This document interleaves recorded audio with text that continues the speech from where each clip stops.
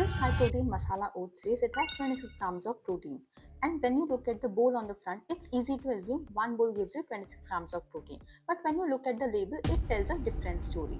Today is part 1 of Decoding the Label series. Today we are looking at the Yoga Bar's 26 grams high protein masala oats Mums Masala. When you look at the front of the pack, two claims stand out: 26 grams of protein and no palm oil. And when you look at the other side, there are some more claims that stand out: lowest calories, lowest carbohydrates, highest protein, and added probiotics. That sounds impressive, but the real clarity comes when you read the label. Here, the serving size is 40 grams. For one serving, you get 148 calories, 10 grams protein, and 660 mg of sodium.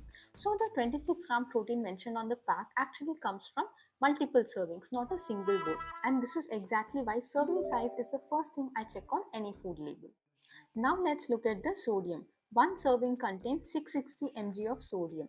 That's about one third of your daily requirements. And remember, that is before you eat any other foods like salt added to dal, sabzi, bread, packaged snacks, pickles, etc. And that way, sodium can add up very quickly. The brand positions this for gym goers. For most adults, one serving may not be enough for post workout or for breakfast, and they may need about 350 to 400 calories or even more depending on their hunger level or physical activity. And if you are trying to increase the portion to make it filling, the sodium intake also increases pretty quickly. In fact, the brand suggests up to 3 servings a day. That alone could take your sodium intake up to 2000 mg per day.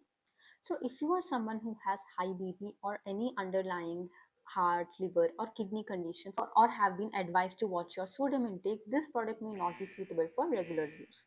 Now, let's talk about the probiotic claim. Yes, the product has added probiotics, enough to technically call it a source as per FSSAI guidelines. But here's the catch: the amount is much lower than what research shows is needed to create meaningful gut health benefits. So if you want to eat it as a meal, maybe to save some time, it will be better if you pair it with other foods like adding some raw or stir fry veggie as well as protein rich foods like egg, grilled chicken, tofu, paneer, or chickpeas. And that is how you make it a filling and balanced meal. And that's why reading nutrition labels matter.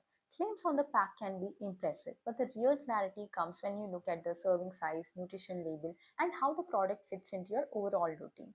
And that is how you can make informed decisions, not by avoiding all the packaged foods completely, but by understanding how it fits into your overall life. I am doing a series decoding food labels like this. Follow along if you want to stop guessing and start understanding food labels.